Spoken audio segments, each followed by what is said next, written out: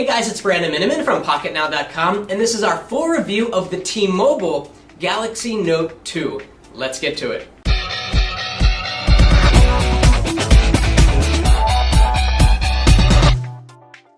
The Galaxy Note 2 is a big device, but you already knew that.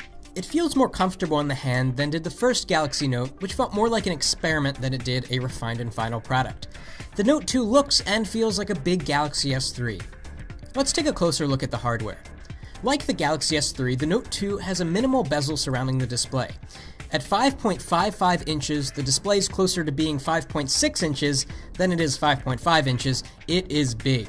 And it's got the same resolution than the smaller Galaxy S3 at 1280 pixels down by 720 pixels across, making for a still crisp DPI of 264. The display is a Super AMOLED HD with an RGB subpixel configuration, which means that close-up, icons look smoother than they did on the Galaxy S3, which had a pen tile screen. Up on the top we have the same speaker that is found on the Galaxy S3, plus some sensors, an LED notification light that disappears when it's not blinking, and a 1.9 megapixel front-facing camera. On the back we have a symmetrical home button, flanked by the menu and back buttons that, like the LED light, are invisible when not turned on. Flipping over to the back, we can see the nice-looking graphite gray color of our test unit. The camera is the same as the Galaxy S3, which is a good thing at 8 megapixels. And like the Galaxy S3, the back cover is removable, but it's plastic and picks up fingerprints way too easily. Removing the back battery cover, we find a memory expansion slot, a micro SIM bay, and the huge 3100 mAh battery. More on battery life later. Let's talk specs. The T-Mobile version, like all US variants, has the powerful Exynos quad-core CPU clocking at up to 1.6 GHz per core. It also has a plentiful 2 GB of RAM and 16 GB of storage. It ships with Android 4.1.1 Jelly Bean, which is great to see out of the box. Because this is the T-Mobile variant, there is no LTE on board, but there is support for T-Mobile's fastest 42 megabits per second data speeds over HSBA+. In hand, the Galaxy Note 2 feels very similar to the Galaxy S3, just a whole lot bigger. So you'll experience the same smooth textures and rounded edges, and you might also think that the build quality is cheap because of the heavy use of plastic. But because the Note 2 is heavier than the Galaxy S3, it feels more substantial and thus higher quality. The Note 2 is quite thin at just 9.4 millimeters in depth. Don't expect to adequately use the Note 2 with one hand. Though with the inclusion of the stylus, Samsung wasn't trying to build a one-hand friendly device because anytime you use the S Pen, you need two hands. Speaking of the stylus, let's talk about the S Pen. It's thicker than the S Pen of the original Note, but feels light and plasticky, not high quality like a desk pen.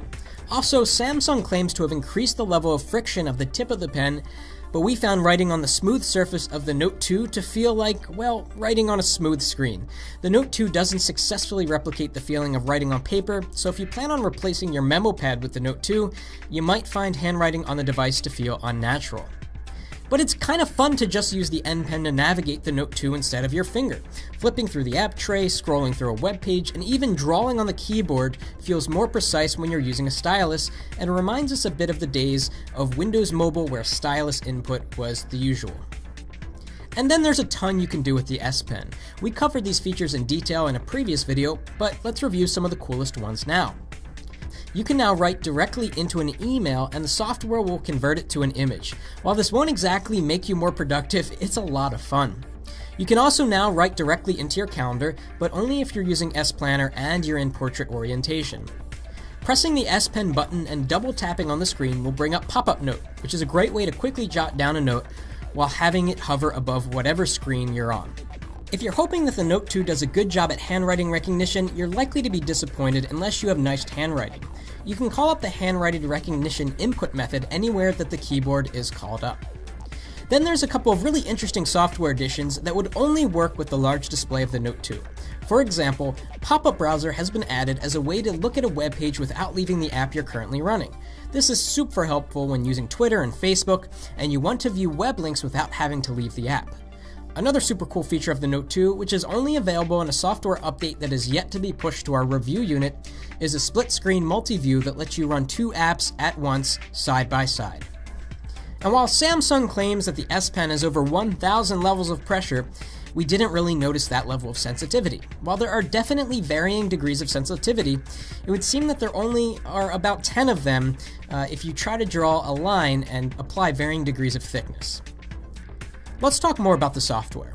Running on Android Jelly Bean, the Note 2 feels a lot like the Galaxy S3 because it uses pretty much the same software. TouchWiz on the home screen allows for easy management of multiple panels. Something that we tremendously dislike about TouchWiz is that you still cannot make a new folder by moving one app to overlap on another, like you can in Ice Cream Sandwich. Instead, you must press on the menu button and tap New Folder.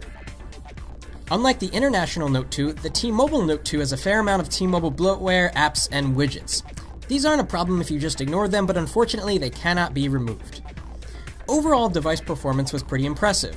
Moving in and out of apps, flipping through the app tray, and browsing the web were all very smooth, with the exception of the occasional hiccup when flipping through widgets when browsing a particularly image-heavy web page. Games also looked quite impressive, with great frame rates and detailed textures, though we wish there were some Exynos-specific games that could really show off the power of Samsung's quad-core CPU. For full benchmark results, check out our full review, but as a preview, the Note 2 scores impressively in Quadrant with results around 6,000. We wish the Note 2 had a kickstand because as a movie player, the Note 2 can't be beat thanks to its massive screen. Streaming HD Netflix video content was an absolute joy, though a bit tiring if you don't prop the device so that you don't have to hold it. Web browsing was also more desktop-like than we've ever experienced on a smartphone, but because the display is still 1280 by 720, you don't see more content than on smaller devices with the same resolution. Everything is just bigger. Now for some test notes. Our T-Mobile tester unit came with a graphite gray case. It acts as a new battery cover and provides a book-like form factor. The case, which will retail for about $40, makes the Note 2 even more awkward to hold, as you must wrap the front cover around to the back to be able to type with two hands. Battery life on the Note 2 is far above average thanks to its huge 3100 mAh battery. With heavy use, you'll get through a day and a half. In terms of network performance, we were disappointed. The Note 2 on T-Mobile doesn't have LTE because T-Mobile is still using the UMTS-based HSBA Plus standard. Our best speed tests clocked in at around 12 megabits per second, which is on the low end of what you would get on LTE with a Note 2 on Verizon, AT&T, or Sprint. Not only that, but we dropped down to Edge and even the rare 56K-like GPRS data speeds at times, which was just unacceptable. Call quality was solid. We experienced no dropped calls, even though we were often making calls with half the number of bars than we'd show on other devices running on other networks in the same spot.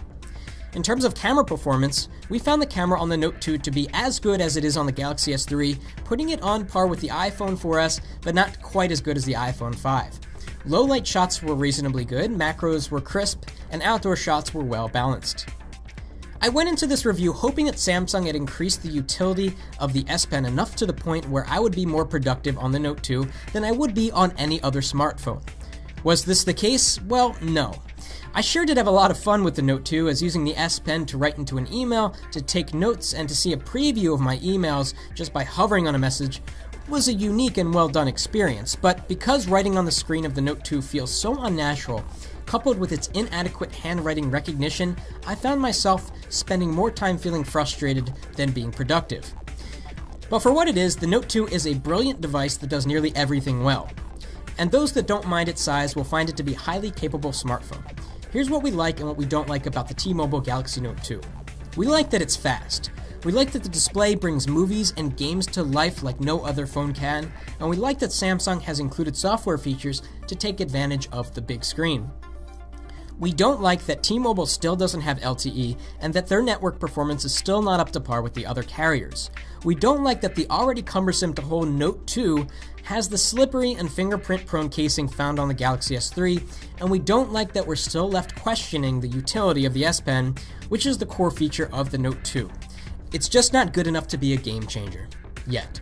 So in conclusion, we're going to give the T-Mobile Galaxy Note 2 an 8 out of 10. Now the reason we're not giving it a full 9 out of 10 like we gave the international Galaxy Note 2 is because of T-Mobile. With T-Mobile, you don't get LTE data speeds, you get speeds that are as high as 15 megabits per second in optimum conditions, which is good, but nowhere near some of the LTE speeds we're seeing on the other three carriers. Also, with T-Mobile on the Note 2, I ran into edge data speeds sometimes, and even GPRS speeds, which just was not acceptable. So the Galaxy Note 2 is an awesome phone in and of itself, but T-Mobile still has some of its problems unless you live in a coverage area with optimum T-Mobile performance. So if you like this video, please give us a thumbs up, and thanks for watching. That's it for now.